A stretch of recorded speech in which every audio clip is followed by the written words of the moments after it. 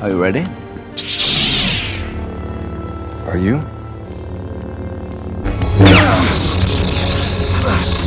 Why, you're gonna lose! General Kenobi, you are a bold one. Obi-Wan Kenobi Part 5 finally pits the Rebels versus the Empire. The Third Sister Reva's days are pretty much numbered at this point, and she knows way too much. Lord Vader shows off his bonkers management style, and Obi-Wan learns that you should probably put some kind of a passcode on your phone and not just leave it with anyone. Directed by Deborah Chow, this episode finally delivers on some of those Clone Wars era flashbacks we were hoping to see. We'll break all that down, plus all the Easter eggs that we could find, and it looks like we have a real answer to that whole Grand Inquisitor situation. But before we get into any of that, I have to warn you, we are about to spoil this whole episode, plus where we think this is all headed, so if you haven't seen it yet or you just don't want to hear me speculate about it, now would be the time to crawl up into the ventilation shafts and fiddle with the circuit breakers until we're done.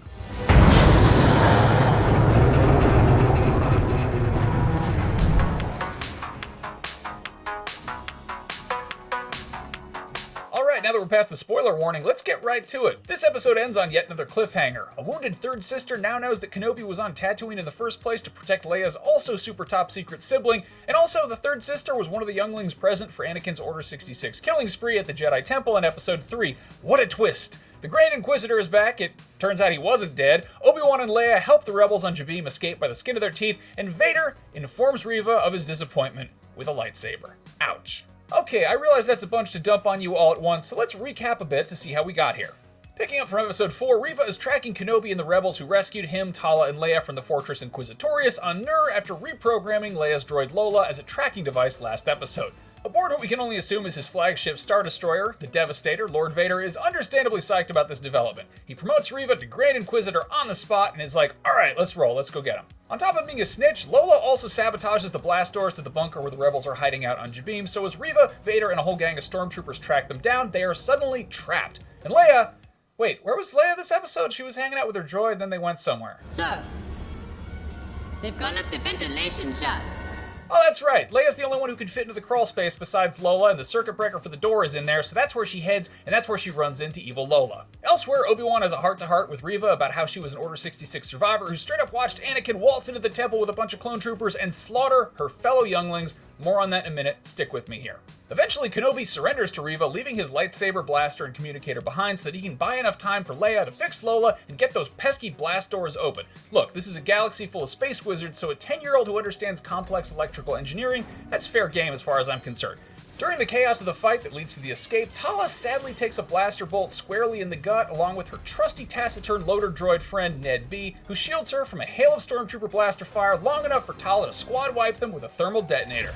Did she have something going on with that droid? If they did, they are taking it to the grave, and please do not sound off in the comments below with your horniest Tala Ned B fanfiction. Anyway, thanks to her sacrifice, Leia fixes the blast doors, and the rebels barely get away, even as Lord Vader finally arrives on scene to snag the transport out of the sky using the Force, and then rips the doors open like arms off a Gundam. But just kidding, it turns out it was a decoy. All thanks to Obi-Wan Kenobi's insight on how to anticipate his former Padawan strategy, the rebels are able to escape safe and sound in a different transport we didn't know they had. And of course, instead of scrambling fighters to shoot them down or getting a Star Destroyer to track or beam them back, Lord Vader instead chooses to berate his underling. You are of no further use. Call it aggressive negotiations, I guess. And Vader turns on his so-called Grand Inquisitor and easily defeats her in a lightsaber one-on-one. Adding insult to very literal injury, Vader reveals that the real Grand Inquisitor never actually died in the first place.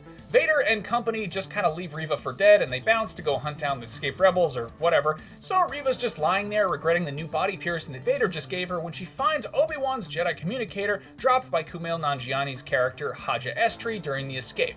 And what's on it but a garbled message from Bail Organa that references the children and Tatooine and Owen. So Reva knows that there's another kid and he's on Tatooine and that there's somebody named Owen involved, and that's probably why Kenobi was there in the first place. And this is what happens when you decide to entrust your most precious possessions to this guy. Remember a few episodes ago when he was using stage magic and magnets to impersonate a Jedi Knight in order to rip off poor people by selling them fake passports? Yeah, he seems trustworthy and also competent. Anyway, aboard the Rebel transport, Obi-Wan seems to feel this disturbance in the Force. He knows he's got to get back to Luke, and fast.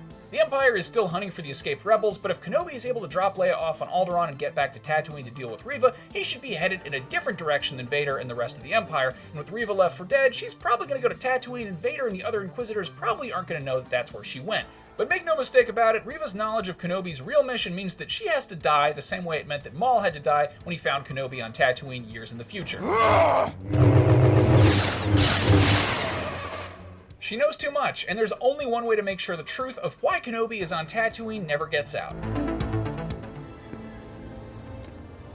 I was beginning to think you weren't coming. When this show first got us all on the hype train by announcing that Hayden Christensen would be reprising his role as Anakin/Vader, we guessed that there would be some flashbacks to their days as Master and Apprentice, and we finally got some of that in Part 5. We flash back several times to Master Obi-Wan and Padawan Anakin sparring in the past. They trade blows back and forth, with Obi-Wan seemingly outclassed until he drops the revelation that Anakin was so hyper-focused on proving himself that he left a wide opening for Obi-Wan to steal the win, and that is why he will not achieve the rank of Master. Future burn on him.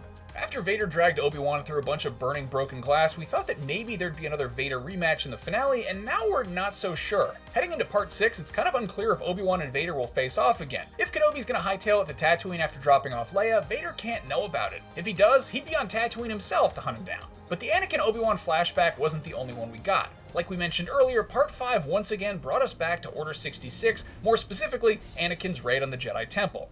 In a loudly whispered conversation in front of everyone, Obi-Wan correctly deduces who Reva is and that she isn't with Vader, she's hunting him.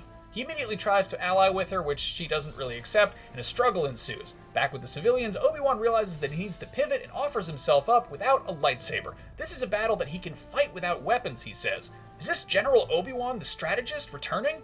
Reva loudly gloats that she won and that Vader is coming to kill him, but Obi-Wan quietly tells her that this is her chance for revenge because Vader is going to be hyper-focused on him because he's like that. She sees her opportunity and takes it, striking at Vader, who apparently took Obi-Wan's lessons to heart and did see it coming. Obi-Wan was smart to use her against Vader, as Vader points out, while soundly defeating Reva, while the former Jedi and not quite yet rebellion escape. She lies in the dust, alone, but she's not dead yet, now is she? Not unless she dies off screen between now and next week's finale, and let's hope they don't go that route. Alright, you know the deal, let's run down the Easter eggs. Here's what we got. Rip to Tala, who we kinda guessed was dead meat as soon as she started sharing her tragic backstory, but also because she's holding a thermal detonator! Hopefully she had the right Battlefront 2 boost equipped for maximum damage inside that tunnel. The bridge of the Star Destroyer that we see Vader stalking around on, pretty sure that's the bridge of the Devastator, and it's Vader's personal command ship, and of course it's the very same one that appears in the opening moments of A New Hope chasing down the ship that's carrying the Death Star plans. You can't win, but there are alternatives to fighting. Obi-Wan spent most of his time on Jabiim riffing on this line, finding ways to stall the Empire without walking out there with a laser sword and facing them all down, which he eventually did. Speaking of laser swords, the Path Rebels had a bunch of old lightsabers just kind of lying around in a box at their base on Jabiim. We didn't recognize any of those hilts, did you? Speaking of hilts, Obi-Wan and Anakin are using their hilts from Attack of the Clones, placing their training session sometime before the Battle of Geonosis. Not again.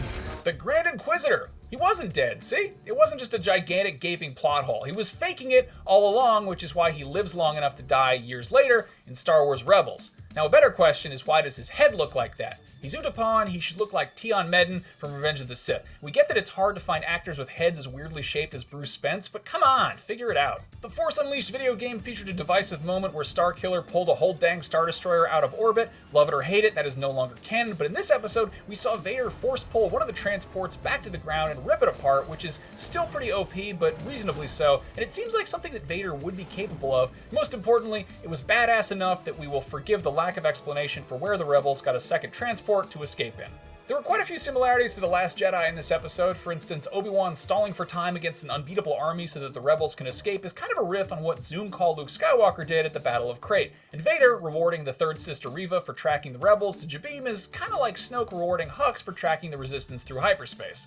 The Path has had Star Wars fans brushing up on their Arabesh, and Part 5 was no different. This time the markings on the wall of the Path base on Jabiim made reference to some pretty deep-cut Star Wars legends. Characters like Corwin Shelvey, Drake Logan, and Hyberus Anderlock could be hinting at characters who might show up in the future. Now, what did you think of Part 5? Is Kenobi about to silence Reva in a final showdown on Tatooine? Will there be another Vader rematch before A New Hope? If so, how? Hit us up with your best theories in the comments below.